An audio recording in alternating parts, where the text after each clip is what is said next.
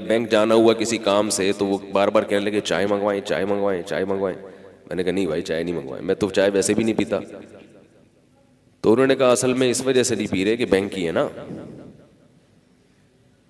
میں نے کہا جی اس وجہ سے, ویسے بھی نہیں پی رہا لیکن اس وجہ سے بھی نہیں پی رہا کہ بینک کی ہے. کیوں بھائی, پابندی لگائی ہے نا اللہ نے. بینک, اب یہاں اشکال در اشکال, لوگ کہتے ہیں تو سارا پیسہ ہی بینکوں سے آ رہا ہے پھر سب کچھ ہی حرام ہو جانا چاہیے. یہ بات خوب یاد رکھیں, بینک میں دو قسم کے اماؤنٹ ہوتے ہیں. ایک تو وہ اکاؤنٹ ہوتے ہیں جو آپ لوگوں نے, میں نے اور آپ نے کھولے ہوئے ہوں, رکھے ہوئے ہوں اس میں پیسے, وہ حلال بچتوں سے لوگوں نے پیسے رکھے ہوتے ہیں, سمجھ رہے ہیں. اس پہ جو بینک سود دیتا ہے آپ کو وہ حرام رقم ہوتی ہے, سمجھ رہے ہیں. اسی طرح بینک میں حرام رقم کا ریشو بہت تھوڑا ہوتا ہے. بینک جب لوگوں کو قرض دیتا ہے وہ لوگوں, وہ بھی حلال ہیں. کمپنیاں, لوگ کہتے ہیں نا, تو جتنی کمپنیاں چل رہی ہیں سب بینکوں سے قرضہ لے کے چل رہی ہیں. تو وہ جو بینکوں سے انہوں نے قرضہ لیا ہے وہ رقمیں حلال تھیں, وہ حرام نہیں ہیں, وہ سود کی رقمیں نہیں ہیں. سود وہ رقم ہوگی جو یہ کمپنیاں بینک کو دیں گی. سمجھ میں آ رہی ہے بات؟ وہ 2% 3% ہوتی ہیں, تو وہ سود کی رقم حرام ہوتی ہے. اس رقم سے جو کچھ خریدا جائے گا یا کمپنی بنائی جائے گی یا جہاں وہ انویسٹ کیا جائے گا وہ آمدن کیا ہوگی؟ حرام ہوگی. تو کمپنیاں جو بینک سے قرضہ لے کے پروڈکٹ بناتی ہیں وہ پروڈکٹ حرام نہیں ہوتی, اس وجہ سے کہ وہ لوگوں کی حلال رقمیں بینک اٹھا کے ان کو دے دیتا ہے.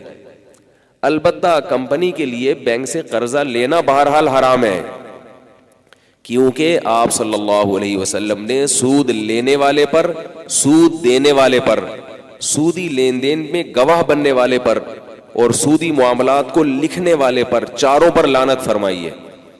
تو یہ چونکہ لعنتی عمل ہے, گناہ ضرور ہے, مگر اس میں حرام رقم کون سی ہوتی ہے, حلال کون سی ہوتی ہے, اس کو مکس نہیں کرنا چاہیے. لوگ کہتے ہیں یہ تو ہر آدمی سود کھا رہا ہے, بچنا ممکن نہیں ہے. کیوں ممکن نہیں ہے بھائی؟ تو پھر سوال پیدا ہو گیا کہ پھر جو بینک والے چائے پلاتے ہیں وہ بھی تو زیادہ تر حلال رقمیں ہیں, وہ بھی حلال ہونی چاہیے. وہ حلال اس لیے نہیں ہے کہ وہ بینک والا چائے اپنے پیسوں سے پلا رہا ہوتا ہے, تو چونکہ اس کی جاب جائز نہیں ہے, جاب جائز نہیں ہے, تو جاب کے عوض میں جو تنخواہ ملے گی, اگرچہ وہ تنخواہ حلال پیسوں سے ہوگی, بینک مشترکہ اکاؤنٹ میں سے اٹھا کے پیسے دیتا ہے نا اس کو, تو وہ حلال رقم بینک پیسے دے رہا ہے, مگر دیکھ جس کام کے عوض میں رہا ہے وہ کام کیا ہے؟ غلط. کسی بھی پیسے کے حرام ہونے کی دو وجہ ہوتی ہیں, تھوڑے تھوڑے مسائل بھی سیکھ لینا.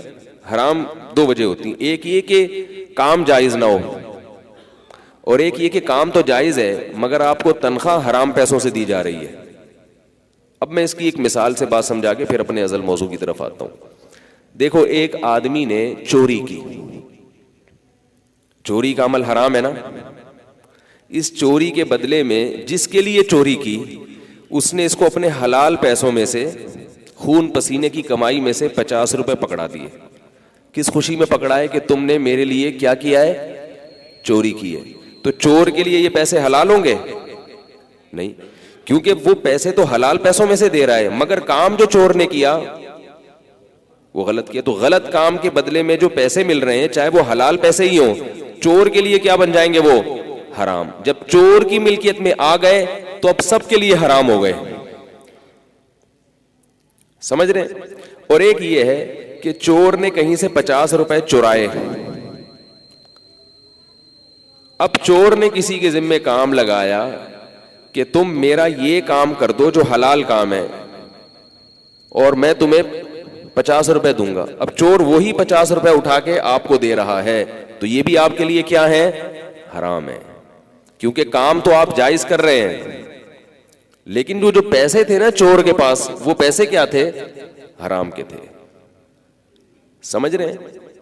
اگر حلال و حرام مکس ہو جائے, مثلا ایک آدمی چور بھی ہے اور کچھ جائز کام بھی کرتا ہے, گڑھے بھی کھودتا ہے, کنواں بھی کھودتا ہے, تو 50 روپے حرام کے آئے اور ادھر سے 50 روپے حلال کے آئے, یا اور بھی پیسے حلال کے آئے, مکس کر دیے.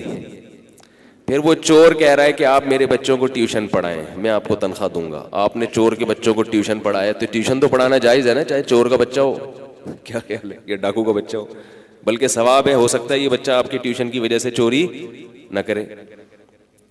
تو اب چور نے اس رقم سے اٹھا کے آپ کو پیسے دے دیے, اب اس میں حلال بھی ہے اور حرام بھی, تو اس میں دیکھا جائے گا زیادہ کیا ہے, اس کی سورس آف انکم زیادہ تر اگر حلال ہے تو آپ کے لیے وہ پیسے حلال سمجھے جائیں گے, سورس آف انکم زیادہ تر حرام ہے تو آپ کے لیے وہ پیسے حرام سمجھے جائیں گے.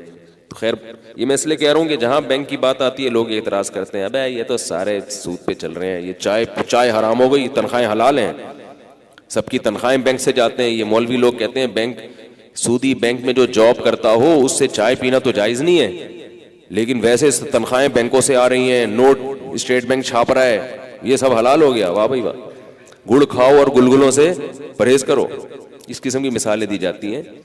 تو ایک بات یاد رکھو, یہ جو مولوی لوگ ہیں اس میں ہر طرح کے لوگ ہوتے ہیں, لیکن اتنا مکھنچو نہ سمجھا کرو مولویوں کو, بالکل ہی فارغ ہوتے ہیں. یہ لوگ سمجھتے ہیں یہ بالکل عجیب سی مخلوق ہے, ان کو بالکل فالو نہیں کرنا چاہیے, یہ نہ دنیا کے نہ آخرت کے. ایسا نہیں ہے, اتنے فارغ نہیں ہوتے جتنے آپ سمجھتے ہیں, پروپیگنڈا ہے.